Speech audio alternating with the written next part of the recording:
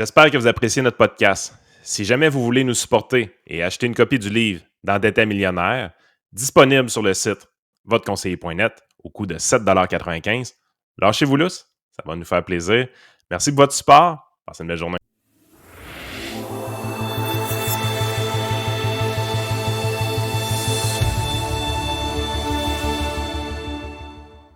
Ça m'amène à jaser un peu aujourd'hui d'un autre sujet. Vous savez que j'adore la politique internationale, j'adore les conflits internationaux. Ben pas que j'adore ça, là, j'aimerais ça qu'il n'y en ait pas, là, on s'entend. Là. Mais j'adore lire là-dessus, voir un peu qu'est-ce qui se passe, me tenir au courant, me tenir informé, savoir si je peux analyser ça pour en parler soit sur Radio Pirate, soit dans ça pourrait être un article, ça pourrait être n'importe quoi. On en reparlera ça dans les semaines à venir de tout ça. Mais je m'intéresse, comme vous savez, je me suis intéressé à l'histoire de Jeffrey Epstein ou Epstein, là, prononcez-le comme vous voulez. D'ailleurs, on fera peut-être un update éventuellement quand il y aura plus de développement, mais pas mal tout ce que j'ai dit dans le podcast, c'est avéré. Dans les deux podcasts que j'ai fait sur le sujet, finalement c'est vérifié. Les deux gardiens de prison finalement vont se faire traîner en cours pour négligence parce qu'on pense que probablement le gars s'est fait buter ou en tout cas comme on disait dans le temps ils l'ont suicidé. Donc c'est des affaires qu'on sait pas trop pour l'instant, on est un peu dans l'expectative, mais bref. Après ça, il y a aussi le dossier du Venezuela dont j'ai beaucoup parlé dans un long podcast sur justement l'effondrement de la société vénézuélienne. Et puis un autre thème aussi que j'aime aborder dans le podcast, c'est l'échec appelons ça du collectivisme. Donc je rentre là-dedans national-socialiste, je rentre là-dedans les socialistes, on va dire plus traditionnels, je rentre là-dedans d'une certaine mesure la société québécoise, canadienne, et je rentre là-dedans surtout les sociétés littéralement communistes, c'est-à-dire alignées sur l'URSS de l'époque, à la Cuba, Venezuela, etc. Mais cette semaine, justement, dans cette logique-là, je lisais un peu l'actualité, puis c'est pas nécessairement que, même si c'est plus contemporain, à un moment vous allez écouter, ça demeure intéressant, c'est qu'il y a eu l'explosion d'une voiture en Somalie, dans la capitale, qui s'appelle le Mogadiscio. Je sais pas si je le prononce comme il faut, mais disons, pour l'instant, pour le reste du podcast, on va appeler ça la capitale.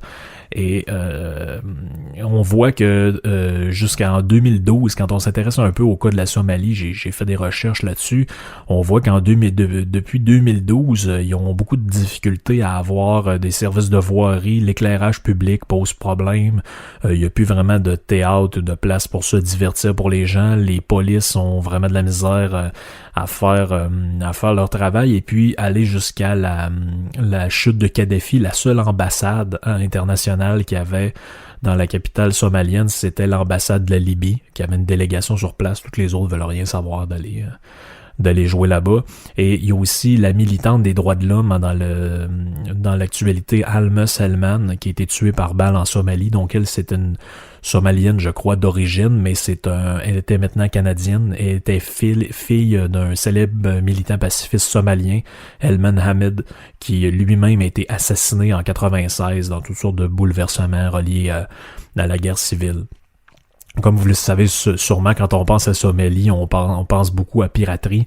Donc le problème de la piraterie qui couvre un peu l'ensemble du rivage de l'océan Indien, qui est devenu une zone de non-droit, est un problème majeur. On en a beaucoup parlé. Puis je lisais des articles là-dessus, on faisait mention que pendant un seul temps, l'actualité du pays, c'était uniquement la piraterie somalienne. Donc les chefs de guerre qui se sont reconvertis en piraterie. Son rayon d'action, là, si vous voulez vous donner une idée, ça va de la péninsule arabique, ça passe par les Seychelles et ça va jusqu'en Tanzanie. Et ils font de l'entrée de la mer Rouge, qui est dans cette coin-là de la Corne de l'Afrique, qu'on appelle l'une des routes les plus dangereuses au monde. Donc même il y a eu un excellent film là, qui a été fait là-dessus. Est-ce que c'est Captain Phillips, je crois, avec Tom Hanks, où on voit qu'ils sont pris d'assaut par, à un moment donné, le bateau par des pirates somaliens. Donc c'est très intéressant de voir ça. Puis on dit aussi dans la documentation que depuis 2008, justement pour lutter contre la piraterie, il y a des navires de la Force internationale qui sont dans ces eaux-là. qui viennent de tous les continents, sauf l'Afrique, évidemment, vu qu'ils n'ont pas une scène. Mais les problèmes fondamentaux de la Somalie vont bien au-delà de l'histoire de la piraterie. Donc, ils ont des problèmes de guerre civile aussi. Donc, en 2016, Al-Shabaab, c'est devenu le groupe le plus meurtrier d'Afrique devant Boko Haram, devant les frères musulmans, tout ce que vous voulez. Et depuis le début de la guerre civile, les victimes ont dépassé le million. Donc, il y a une guerre civile qui fait rage là-dedans. Grosso modo, depuis quand? J'ai quasiment le goût de vous dire depuis l'effondrement de la dictature. Donc, il y a eu une dictature communiste, socialo-communiste en Somalie depuis la fin des années 60 qui s'est effondrée dans les années 90. Je vais revenir un peu plus en détail là-dedans.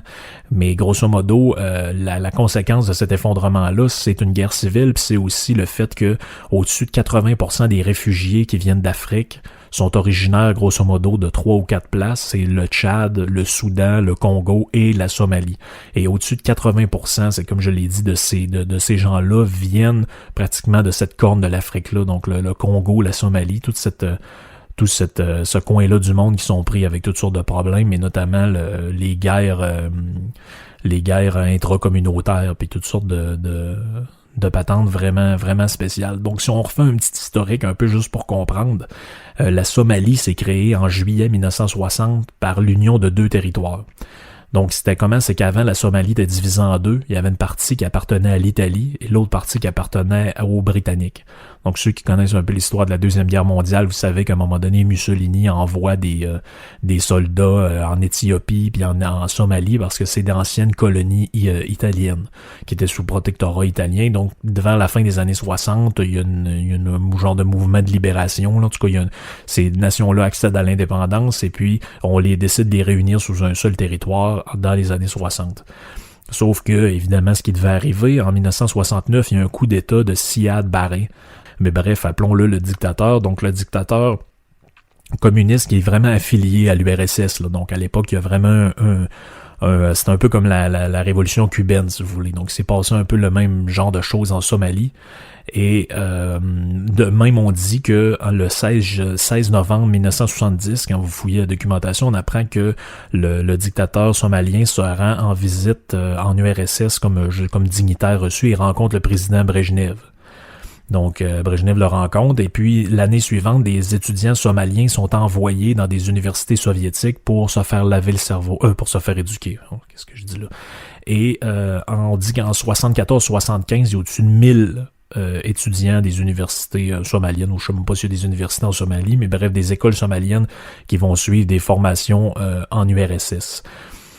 Quelques années après, donc en 72, le chef du KGB, Louri Andropov, se rend en Somalie pour vérifier les progrès de la socialisation. Donc, est-ce qu'ils sont vraiment communistes ou ils sont passés? Fait qu'il va voir là, un peu là-bas. Et puis, l'année suivante, le chef de l'armée somalienne, lui, décide d'aller faire un voyage d'études en URSS. Donc, lui, je prononcerai même pas son nom, ça va être un peu compliqué. Mais bref, ils vont, le boss du KGB, donc l'ancien boss à Poutine, d'une certaine manière, il va vérifier en Somalie qu'on est bien rendu dans un état communiste et que les services secrets, on est bien en train d'installer un genre de KGB somalien finalement.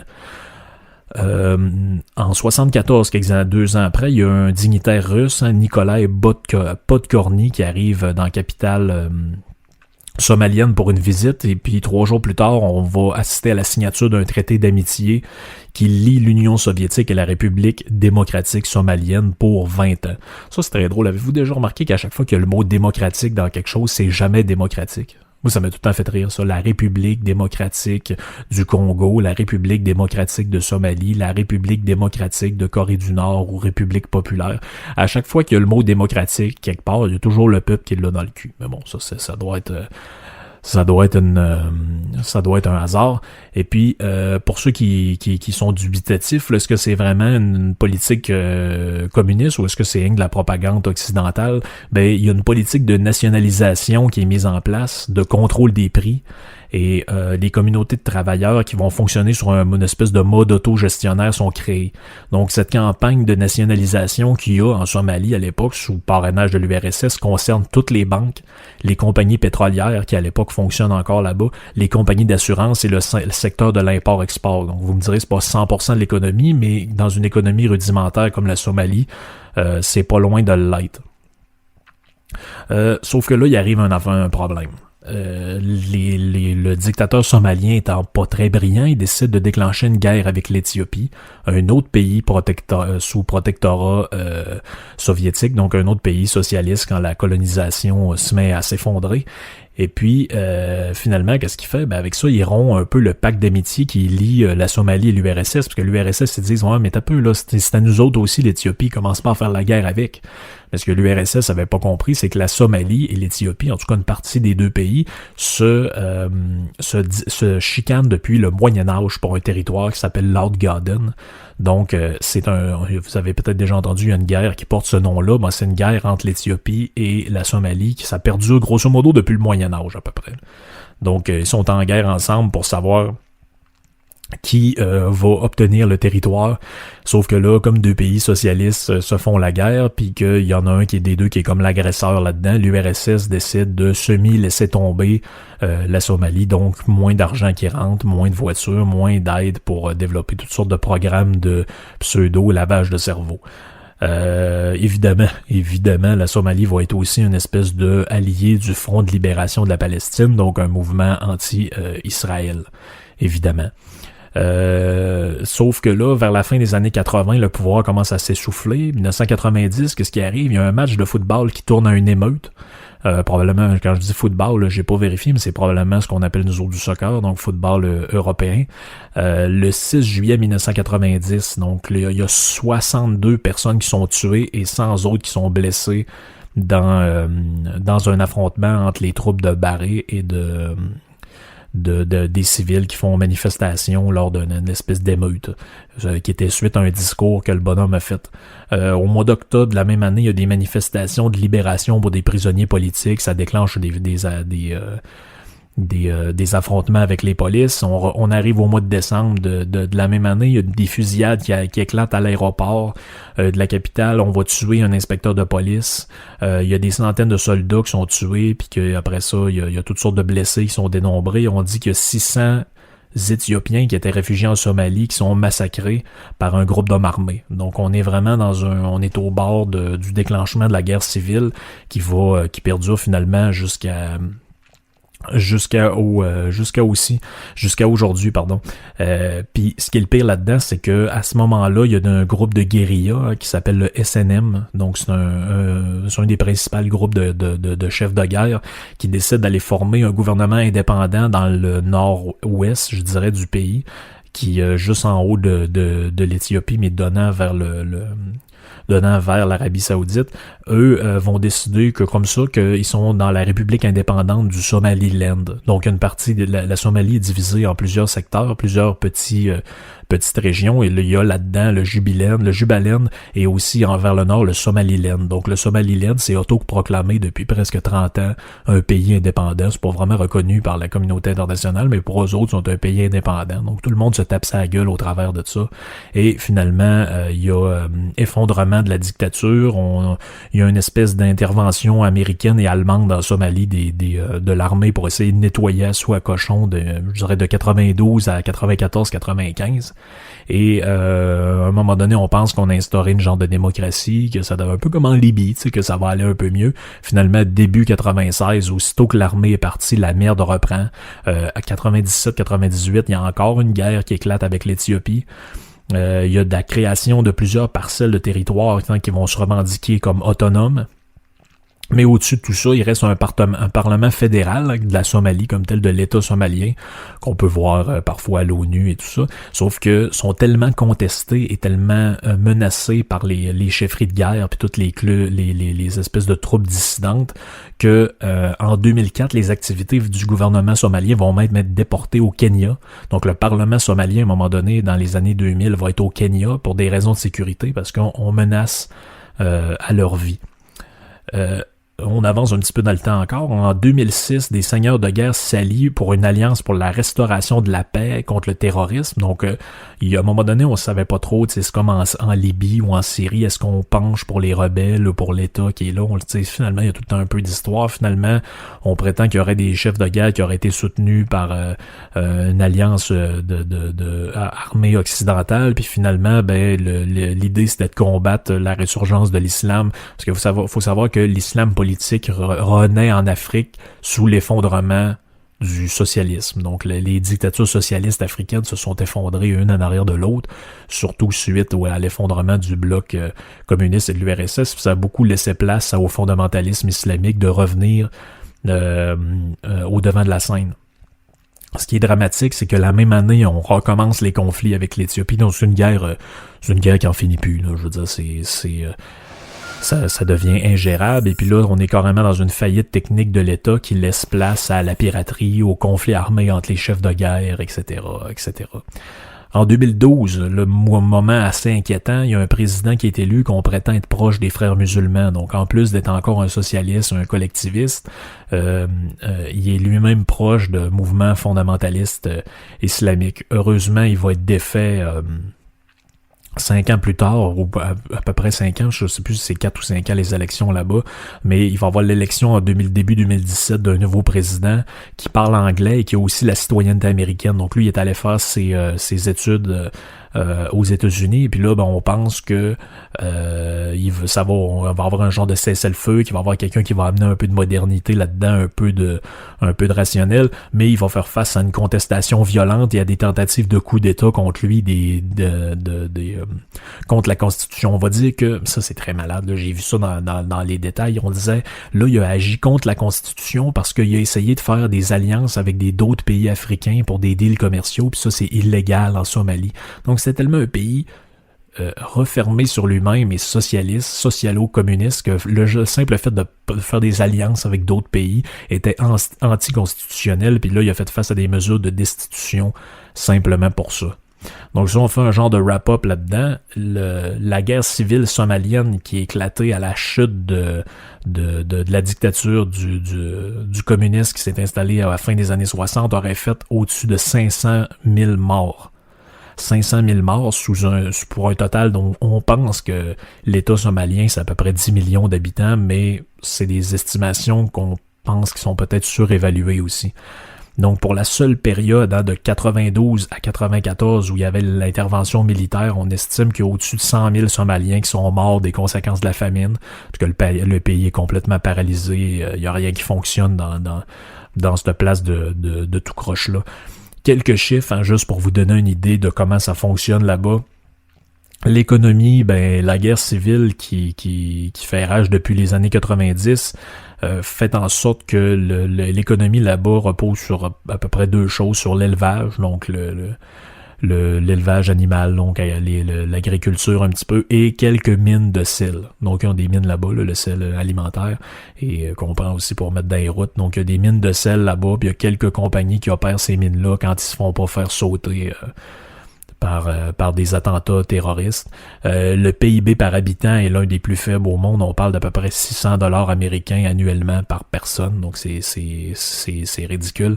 La population active, on dit que c'est un genre de 3,4 millions sur 10, donc c'est très faible. Le taux de chômage est d'au-dessus de 15%, mais ça, c'est les dernières données qu'on a eues de genre milieu des années 2000. Et on pense qu'on est plus dans les alentours de 20-25% de taux de chômage, donc d'inactivité, de gens qui ont rien à faire, puis que finalement, prendre les armes pour aller buter du monde, c'est leur seule source de revenus potentiel. Ça excuse rien, on s'entend, là. Mais c'est un pays qui est complètement dévasté, puis contrairement à beaucoup de pays pauvres, ce qui est bizarre, c'est que eux, en plus d'être pauvres, ils importent beaucoup plus qu'ils exportent. Donc, il y a à peu près 300 millions de bébelles là, qui sortent du pays par année en exportation, probablement essentiellement le sel, mais ils importent au-dessus de 800 millions de stocks pour essayer d'avoir un peu de nourriture, donc normalement les pays pauvres sont beaucoup plus des pays exportateurs qu'importateurs, donc eux en plus d'être pauvres sont des pays importateurs. On dit qu'il y a au-dessus de 60% du PIB qui vient de l'aide internationale. Donc l'aide internationale, c'est les dons de l'ONU, le financement d'ONG par de toutes sortes de patentes, là, les fondations de bienfaisance, Bill Gates et compagnie. Là. Donc c'est de là que vient 60%, plus de la moitié du PIB somalien vient de l'aide internationale. Donc, c'est un désastre. Là. C'est un désastre complet. Puis dernière petite stat en passant, je l'ai vérifié juste avant de vous parler. $1 canadien, c'est 433 shillings somaliens. Donc, c'est vraiment un désastre, là. C'est un désastre économique. Ça veut dire que pour acheter pour 1$, là-bas, faut que tu gagnes 433 piastres. C'est un désastre. Écoutez, c'est un désastre économique. Puis, ça nous montre aussi que finalement certains pays africains sont des places un peu, tu sais, on regarde ça de loin et on se dit mais qu'est-ce qu'on peut faire pour les aider, qu'est-ce qu'on peut faire pour changer les choses. Ben honnêtement, tant qu'il n'y aura pas un changement culturel là-bas, la démocratie, ça existe pas vraiment, là. Tu sais, c'est des élections tripotées. Après ça, ça a été des espèces de monarchies bizarres pendant des milliers d'années, ou en tout cas des systèmes autocratiques. C'est pas des monarchies nécessairement, mais c'est des systèmes autocratiques. Ensuite, il y a eu une colonisation. Ils ont été sous protectorat à certaines places italiennes, à certaines places françaises, à certaines places allemandes ou anglaises. Et puis là, quand tout ça s'est effondré, ou quand il y a eu le mouvement de la décolonisation, les années 50, 60, 70, ça laissait place à toutes sortes de patentes socialistes, des gouvernements refermés sur eux autres mêmes, complètement figés sur toutes sortes de modes de production étatistes gérés par le gouvernement, tout ça. Donc c'est vraiment des places inefficaces, des places... on est vraiment dans des coins weird du monde. Et puis, cet exemple-là de la Somalie nous montre le danger qu'il y a d'aller vers le collectivisme encore plus qu'on l'est présentement. Parce que vous savez, il y en a peut-être que ça a fait sourire quand j'ai dit que là-bas, les plans de nationalisation, ça concernait le contrôle des prix. Ben, vous savez qu'au Canada, le prix du poulet est contrôlé, le prix des œufs est contrôlé, le prix du sirop d'érable est contrôlé, le prix de plein de choses, de l'alcool, il y a un prix plancher sur l'alcool, il y a un prix plancher sur l'essence, il y a une régie de l'énergie qui dicte quel prix devrait être vendu l'essence dans des dépanneurs, là. Il y a quelque chose là-dedans de très socialiste, de très collectiviste, puis ça fait partie un peu de l'ADN québécoise ou canadienne, mais il faut savoir que ces modèles économiques-là, qui sont centralisés sur la planification, donc l'économie est dictée par une genre d'avant-garde éclairée là, qui sera au gouvernement, eux savent quoi dire, eux savent quoi faire. Bon, on pourrait parler du ministre de l'économie du Québec, hein, M. Fitzgibbon, qui lui veut dire à Desjardins d'investir dans le soleil, puis dans le groupe Capital Média, veut dire à Rona, qui a été acheté par Lowe's, de pas fermer des quincailleries. Ces gens-là sont tentés par l'espèce de démon collectiviste, et c'est très dur de les faire débarquer de ce narratif-là. Je sais pas dans quoi ils ont été élevés puis quel genre d'éducation économique ils ont eu, mais ils ont l'air de penser que l'État québécois puis c'était même écrit dans le programme économique du Bloc québécois, l'État québécois est le maître d'œuvre de l'économie québécoise. Donc pour eux, le gouvernement, c'est normal qu'il s'ingère partout, qu'il contrôle des sphères complètes de l'économie, il n'y a aucun problème. Puis c'est comme ça qu'il faut vivre ici, mais sérieusement, je vous ai parlé de plein de places dans le monde, puis on va continuer encore tranquillement pas vite. Je sais que des fois, c'est OK, la guerre en Somalie, c'est un peu spécial, mais faut voir où ces pays-là se sont rendus, à quel niveau de déchéance ils ont pu descendre pour finalement pas grand-chose, hein, pour recueillir pas grand-chose au travers.